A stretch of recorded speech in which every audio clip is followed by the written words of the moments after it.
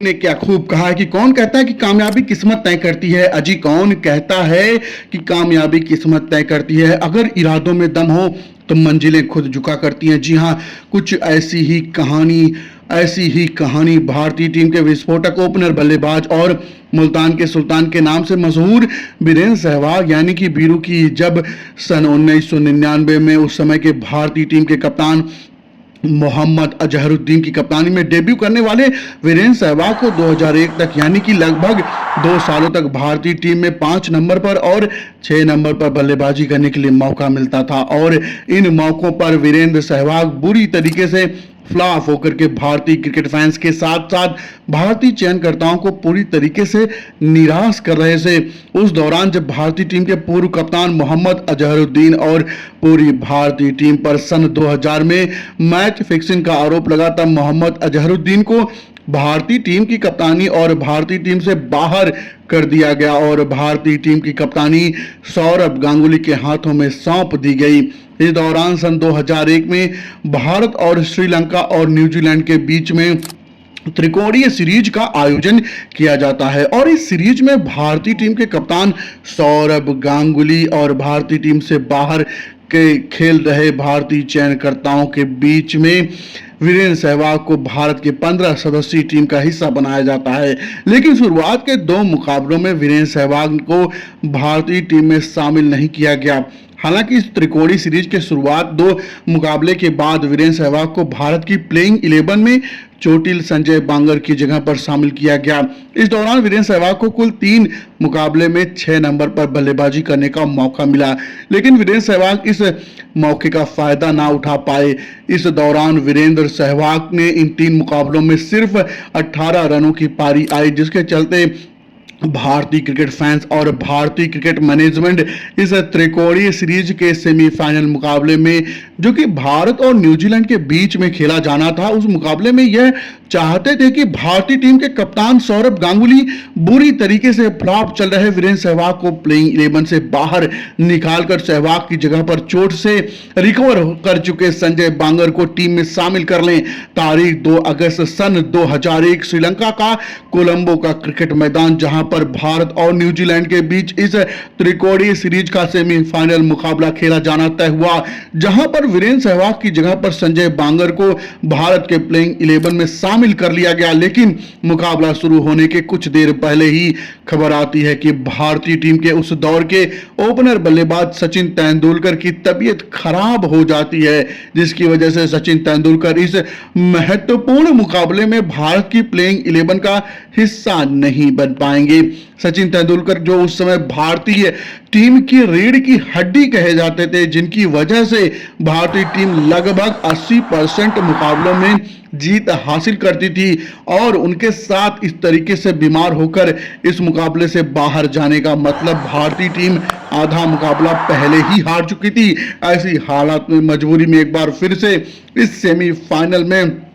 बाहर हो चुके वीरेंद्र सहवाग को भारतीय टीम के कप्तान सौरभ गांगुली ने भारत की प्लेइंग 11 का हिस्सा बनाया। मुकाबले की शुरुआत होती है, जहां पर इस मुकाबले में न्यूजीलैंड के कप्तान ने टॉस जीतकर पहले बल्लेबाजी करने का फैसला किया और निर्धारित 50 ओवरों में न्यूजीलैंड के नॉर्दर्न एस्टल के 108 और कप्तान स्टीफन फ्लेमिंग के 66 रनों की पारी की बदौलत इस मुकाबले में भारतीय टीम के सामने 264 रनों का विशालकाय पहाड़ जैसा लक्ष्य। जी हां साथियों, अब आप सोच रहे होंगे कि 264 रनों का लक्ष्य, हम विशालकाय पहाड़ जैसा लक्ष्य क्यों बोल रहे थे? तो साथियों, वो इसलिए बोल रहे हैं क्योंकि इसके पहले सीरीज में भारत और न्यूजीलैंड के बीच कुल 2 मुकाबले खेले गए और उन दोनों मुकाबलों में पहले मुकाबले में जहां न्यूजीलैंड की टीम ने 50 ओवर में भारतीय टीम को 211 रनों का लक्ष्य दिया था और उस लक्ष्य का पीछा करने के दौरान पूरी भारतीय टीम 127 रनों पर ऑल आउट होकर यह मुकाबला 84 रनों से हार गई थी। यह रहा वो स्कोर बोर्ड। तो वहीं इस त्रिकोणीय सीरीज में भारत और न्यूजीलैंड के बीच में दूसरा मुकाबला खेला जाता, तो उस मुकाबले में न्यूजीलैंड ने निर्धारित 50 ओवरों में भारतीय टीम को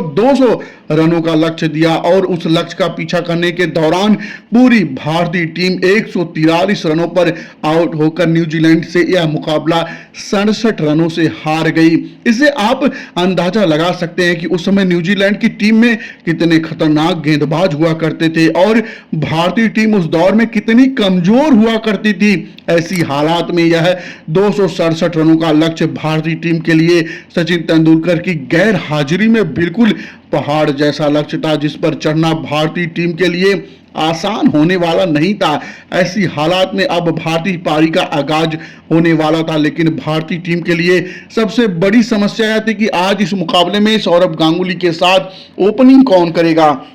जी हाँ दोस्तों, आज के लिए सबसे बड़ी सवाल तो यही था, क्योंकि इसके पहले तो सौरभ गांगुली और सचिन तेंदुलकर भारतीय टीम के लिए ओपनिंग किया करते थे। तब ऐसे मुश्किल सिचुएशन में भारतीय टीम के कप्तान सौरभ गांगुली वीरेंद्र सहवाग के पास जाते हैं और उन्होंने वीरू से कहा कि वीरू आज तुझे ओपन करना है, जिस पर वीरू ने कहा कि दादा मैं ओपन कैसे कर सकता हूं, मैं तो 5 नंबर पर खेलता हूं, मेरे पास ओपन करने का कोई आइडिया ही नहीं है। जिस पर दादा ने झल्ला कर कहा कि अबे वीरू तू ऐसे भी 5 नंबर और 6 नंबर पर बल्लेबाजी करके कौन सा तीर मार दिया है, क्या उखाड़ लिया है। और सुन, तूने ना 5 नंबर पर ना 6 नंबर पर बल्लेबाजी करके जो तीर मारा है ना और जो उखाड़ा है ना, बस उससे थोड़ा सा ज्यादा उखाड़ने की कोशिश करना। वैसे भी कप्तान होने के नाते मेरे ऊपर कुछ ज्यादा ही प्रेशर पड़ रहा है तुझको टीम से बाहर करने के लिए। तो बाहर होने से अच्छा है कि एक बार फिर ओपनिंग भी ट्राई कर ले, क्या पता ओपनिंग में तो कुछ अच्छा कर ले जाए। दादा के बार बार कहने पर वीरेंद्र सहवाग ओपनिंग करने के लिए तैयार हो जाते हैं। ऐसी हालत में पूरी दुनिया के साथ साथ भारतीय टीम के कप्तान सौरभ गांगुली जो वीरेंद्र सहवाग को ओपनिंग करने के लिए बोल रहे थे, उन्हें इस बात का तनिक भी एहसास नहीं था कि जो वीरेंद्र सहवाग ओपनिंग के लिए तैयार नहीं हो रहा था, जिस वीरेंद्र सहवाग को सौरभ गांगुली इस मुकाबले के बाद टीम से बाहर करने के बारे में सोच रहे थे, वो वीरेंद्र सहवाग आज इस मुकाबले में कुछ ऐसा कर जाएगा जिसका इतिहास गवाह होगा, जिसे लोग सदियों तक नहीं भूल पाएंगे, जो इस मुकाबले से लेकर आने वाले लगभग 15 सालों तक क्रिकेट की दुनिया के बड़े से बड़े गेंदबाजों पर ऐसा कहर बरसाएगा कि वीरू के सामने कोई भी गेंदबाज गेंदबाजी करने के लिए हिम्मत नहीं जुटा पाएगा। मुकाबले की शुरुआत होती है न्यूजीलैंड की तरफ से। गेंदबाजी में पारी का पहला ओवर लेकर आते हैं डेरियल टफी और टफी के सामने भारतीय टीम के कप्तान सौरभ गांगुली। डेरियल टफी ने अपने इस ओवर में खतरनाक गेंदबाजी करते हुए भारतीय टीम के कप्तान सौरभ गांगुली को एक भी रन बनाने का मौका नहीं दिया। ऐसी हालात में पहले ही ओवर में डेरियल टफी इस खतरनाक गेंदबाजी को देखकर पूरी दुनिया यह समझ चुकी थी कि पिछले दोनों मुकाबलों की तरह यह मुकाबला भी भारतीय टीम न्यूजीलैंड से हार जाएगी। ऐसी हालत में दूसरे ओवर में शुरुआत होती है और न्यूजीलैंड की तरफ से दोबारा गेंदबाजी की पारी का दूसरा ओवर लेकर के आता है काइल मिल्स। और काइल मिल्स की पहली ही गेंद पर वीरेंद्र सहवाग ने अपने बल्ले का मुंह खोलते हुए कवर के क्षेत्र में गेंद को बाउंड्री लाइन के बाहर 4 रनों के लिए भेजकर वीरेंद्र सहवाग ने अपनी पारी का आगाज किया। काइल मिल्स की पहली ही गेंद पर चौका लगाने के बाद वीरेंद्र सहवाग ने मिल्स की तीसरी गेंद पर ऑन साइड के क्षेत्र में ऐसा जबरदस्त प्रहार किया कि गेंद गोली की रफ्तार से बाउंड्री लाइन को पार कर गई। वीरेंद्र सहवाग के बल्ले से दूसरे ओवर में निकले यह 2 चौके महज चौके नहीं थे, बल्कि वीरेंद्र सहवाग के वो कहर बरसाने वाले इरादे थे जिस कदर में पड़कर आज न्यूजीलैंड के गेंदबाजों का करियर तबाह और बर्बाद होने वाला था। दूसरे ओवर की समाप्ति होती है और न्यूजीलैंड की तरफ से गेंदबाजी में पारी का तीसरा ओवर लेकर के आता है न्यूजीलैंड का खतरनाक गेंदबाज डेरियल टफी, जिसने पहले ओवर की गेंदबाजी में भारतीय टीम के कप्तान सौरभ गांगुली को हिलने तक का मौका नहीं दिया। ऐसे हालत में डेरियल टफी अपने ओवर की पहली गेंद डालता है, तब डेरियल टफी की यह गेंद वीरेंद्र सहवाग के कान के पास से सीटी बजाते हुए विकेट कीपर के दस्तानों में चली जाती है, जिस पर घमंड में चूर होकर टफी वीरेंद्र सहवाग को स्लेज करता हुआ ताना मारता है और ऐसे बच्चे क्रिकेट खेलना तेरे बस की बात नहीं है, जा हरियाणा में तबेला खोल के दूध बेच, क्रिकेट हम खेलेंगे। टफी के इस ताने के बाद वीरेंद्र सहवाग चुप रहे। उन्होंने टफी को बल्ले से जवाब देने का मन बनाकर टफी की दूसरी गेंद पर मिड विकेट के बीचों बीच जबरदस्त प्रहार करके गेंद को बाउंड्री लाइन के बाहर भेजकर वीरेंद्र सहवाग के टफी के इस ओवर की अगली 2 गेंदों पर 2 बाउंड्री लगाकर इस ओवर में कुल 3 चौके हासिल सहित 12 रन ठोकर उस भीषण रन का आगाज कर दिया जिसकी कल्पना किसी ने भी नहीं की थी। टफी के बाद न्यूजीलैंड की तरफ से गेंदबाजी में पारी का छठा ओवर लेकर के आता है काइल मिल्स और मिल के इस ओवर में वीरेंद्र सहवाग उस कहर बनकर टूट पड़े। इस दौरान वीरेंद्र सहवाग ने एक नहीं 2 नहीं इस ओवर में कुल 4 चौके जड़कर वीरेंद्र सहवाग ने देखते ही देखते 10 ओवर की समाप्ति तक भारतीय टीम के स्कोर को 58 रनों के करीब पहुंचा दिया। इस दौरान जहां भारतीय टीम के कप्तान सौरभ गांगुली के बल्ले से 33 गेंदों पर सिर्फ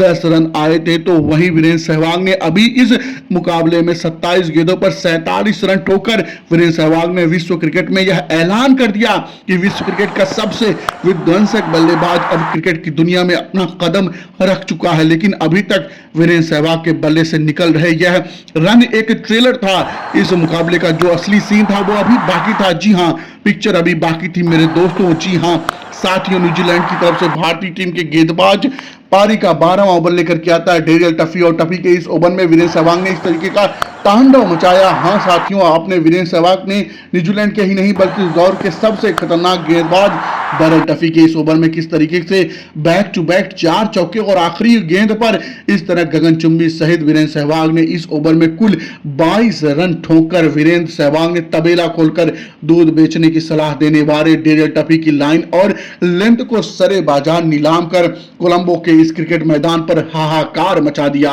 वीरेंद्र सहवाग आज न्यूजीलैंड के खिलाफ इस मुकाबले में जिस तरीके से रौद्र रूप धारण करके न्यूजीलैंड के गेंदबाजों को ठोक रहे थे उसे देखकर कोई भी न्यूजीलैंड का गेंदबाज आज भारतीय टीम के इस बब्बर शेर के सामने गेंदबाजी करने की हिम्मत नहीं जुटा पा रहा था। इस दौरान देखते ही देखते जहां 21 ओवर की समाप्ति तक भारतीय टीम का स्कोर 140 रनों तक पहुंच चुका था तो वहीं वीरेंद्र सहवाग भी अब 68 गेंदों पर 99 रनों पर बल्लेबाजी कर रहे थे। जी हां, सही सुना आपने, सिर्फ और सिर्फ 68 गेंद और इस दौरान 21वें ओवर की इस 5वीं गेंद पर वीरेंद्र सहवाग के द्वारा लगाए गए इस सिंगल के साथ ही वीरेंद्र सहवाग ने सिर्फ 69 गेंदों पर ही न्यूजीलैंड के खिलाफ अपना शतक ठोक कर पूरी दुनिया को दांतों तले उंगली दबाने पर मजबूर कर दिया। जी हां साथियों, वीरेंद्र सहवाग को वो सहवाग जिनके बल्ले से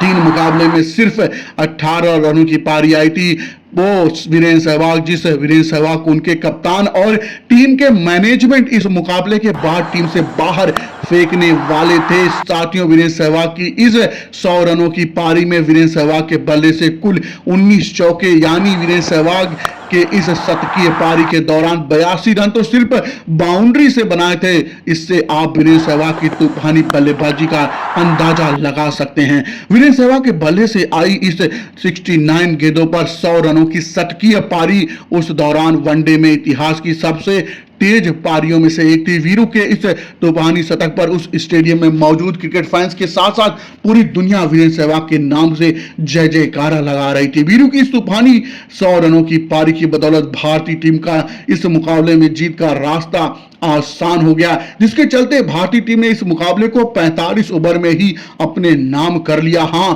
वो भारतीय टीम जो इस सीरीज में न्यूजीलैंड के खेले गए 2 मुकाबलों में 150 रन नहीं बना पाई थी, वह भारतीय टीम इस मुकाबले में सिर्फ 45 ओवर में ही 270 रन बनाकर के 7 विकेट से इस मुकाबले में जीत दर्ज करती है। साथियों, वीरेंद्र सहवाग की इस तूफानी पारी के बाद भारतीय टीम को वीरू के रूप में एक ऐसा बल्लेबाज मिला जिसने अपनी अद्भुत आक्रामक बल्लेबाजी के दम पर विश्व क्रिकेट में कई रिकॉर्ड तोड़े और कई रिकॉर्ड अपने नाम किए, जिसमें क्रिकेट इतिहास का सबसे तेज पाकिस्तान के खिलाफ 309 रनों की पारी और साउथ अफ्रीका की गेंदबाजी 319 रनों की तूफानी पारी के साथ साथ वेस्ट इंडीज के खिलाफ वनडे मुकाबले में 200 रनों की पारी प्रमुख थी। वीरेंद्र सहवाग के भले से निकले इस तूफानी शतक के बाद वीरेंद्र सहवाग ने अपने करियर में कभी भी पीछे मुड़कर कर नहीं देखा और 2014-2015 तक वह लगातार भारतीय टीम के हिस्सा बने रहे। इस दौरान वीरेंद्र सहवाग ने 207 टी20 वर्ल्ड कप, 2007 टी20 वर्ल्ड कप और 2011 वर्ल्ड कप में अपने दमदार प्रदर्शन के दम पर भारतीय टीम को जीत दिलाई। साथियों, वीरेंद्र सहवाग ने अपने करियर में न सिर्फ अपनी तूफानी बल्लेबाजी से बल्कि गेंदबाजी से भी कई खिलाड़ियों को आउट करके पवेलियन का रास्ता दिखाकर कई अहम मुकाबलों में शानदार गेंदबाजी करते हुए भारतीय टीम को जीत दिलाई। साथियों, आप वीरेंद्र सहवाग के इस तूफानी शतक पर उन्हें 10 में से कितना नंबर देना चाहोगे? वीडियो में कमेंट करके जरूर बताइएगा, मत भूलिएगा। जय हिंद दोस्तों।